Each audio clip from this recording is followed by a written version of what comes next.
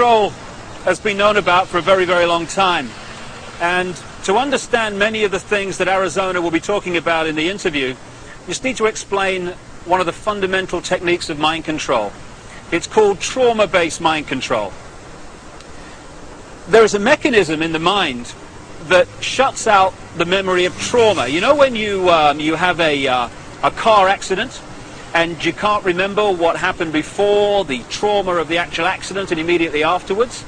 That's because the mind puts an amnesic barrier around trauma. Now that's very, very good, because obviously we don't want to keep reliving and re-remembering severe trauma like accidents and horrors of that kind.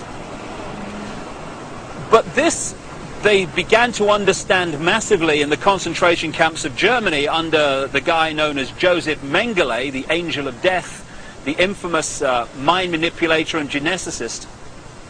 They began to understand that if you could systematically traumatize someone, particularly before the age of 5 and 6, then you could turn their mind into a honeycomb of self-contained compartments, amnesic barriers, which were unaware of the existence of the others.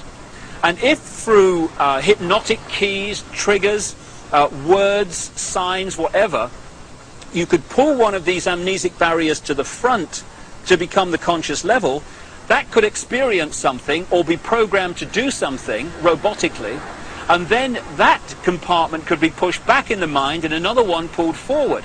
Now this new one has no idea the other compartment exists, let alone what it's experienced or what it's been programmed to do. This has become known as multiple personality disorder, or DID, dissociative identity disorder, which is much more appropriate. And for short, these people are known as multiples. And this is some of the terms that Arizona will be using in the interview. Now we've reached a point here, if we just turn around, of the headquarters of the Global Mind Control Network. This is the Tavistock Institute in Tabernacle Street, 30 Tabernacle Street in London. It was this network, and is this network, that coordinates the mind control program around the world, both on a mass and individual level. The background to this organization is this. It used to be part of the British military psychological warfare department, appropriately, and it was developed by a guy called Dr. John Rawlings Rees. And other parts of the network were established around the world. Stanford in America is one of them. And together they coordinate the mass mind manipulation of the human race and mind program people on an individual level. Just to give you an idea, these mind control people are overwhelmingly those that do the assassinations. Why is it always a lone nutter that's responsible for assassination? So people say, oh, he was just a nutter. No conspiracy, no more investigation necessary. Why is it that the same psychological profile keeps turning up all over the world with guns, going crazy with guns in the street, killing people, creating problem, reaction, solution situations in which legislation comes through and is introduced as a result of those horrors? Interestingly, Martin Bryant, the man who went crazy with a gun in Port Arthur, Tasmania, just happened to be treated by a guy called Dr. Eric Cunningham Dax. Now, Cunningham Dax was the Tavistock Institute representative in Australia and a close associate for decades of Dr. John Rawlings Rees that sent the whole thing going.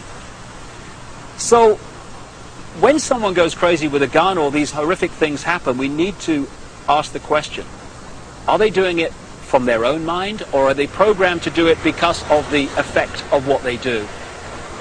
Now, Arizona Wilder was brought up from birth in these mind control programs, and her programmer was Joseph Mengele, the angel of death.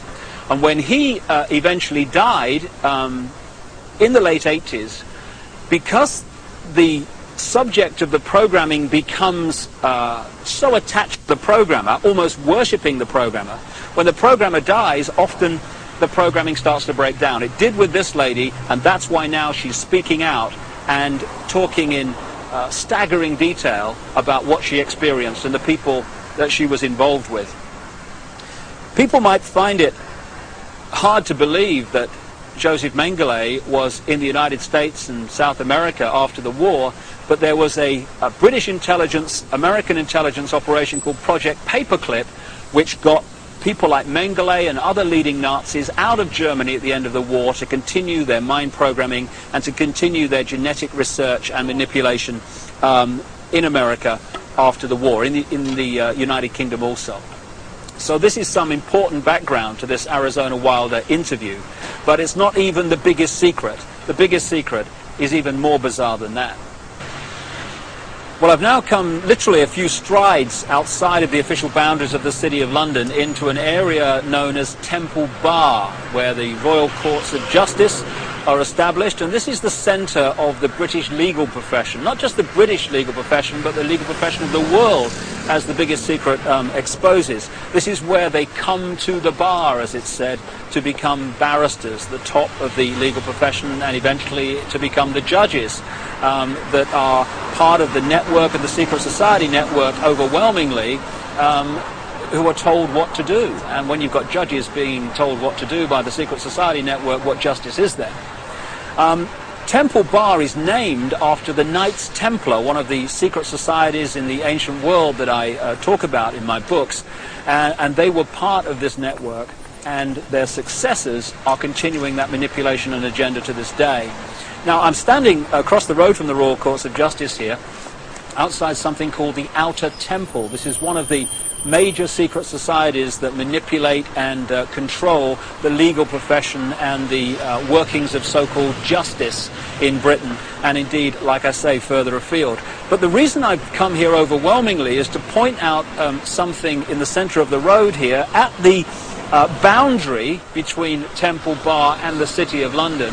And it's a massive reptile figure, dragon figure, in the centre of the road. Now, we're getting into what the biggest secret is here, because when you go around London, and indeed looking at the coats of arms of the aristocratic families, etc., again and again you keep seeing reptiles, you keep seeing dragons, and you've got the serpent race and the dragon race constantly recurring in the ancient texts describing the gods of the ancient world.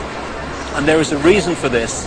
There is a reason why dragons appear everywhere, and that is the biggest secret, which Arizona Wilder also has experienced.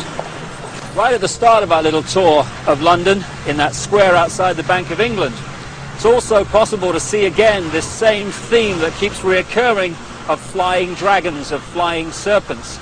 We've seen one major serpent figure, serpent statue, at one entrance to the City of London near the Law Courts, and here I am now alongside the River Thames at another entrance to the City of London, this epicenter of global control.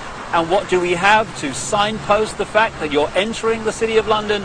Yet another flying dragon, this one holding the shield with the red cross and the white background, this ancient symbol that I talked about, with the flag on top of the Mansion House and the flag of England, the flag of St. George. So what's going on? Why, when you look at the ancient accounts of the ancient gods, do you again and again see this reoccurring theme of the serpent race, the serpent gods, the flying serpents?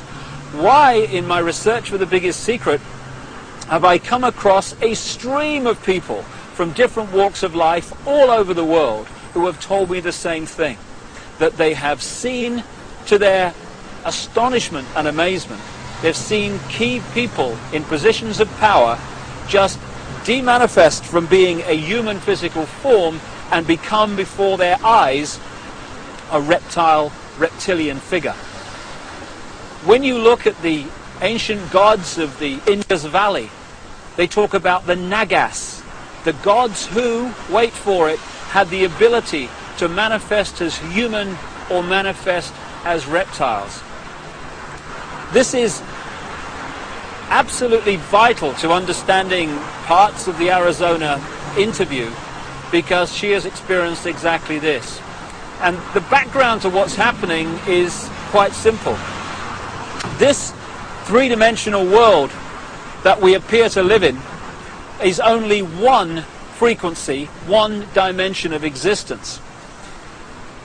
We have a frequency range which we can perceive. We call them the physical senses. But outside of that range are other frequencies, other dimensions of existence and life that are sharing the same space that we are. In the space that my body is occupying now, for instance, are all the radio and television frequencies broadcasting to London. I can't see them, they can't see each other, they're not aware of each other because they're on different frequencies. Only when the frequencies become very close do we have what we call interference on the television or interference on the radio. And it's the same with creation. We live in conscious terms in this three-dimensional world. So this is our reality, this is what we perceive. But there are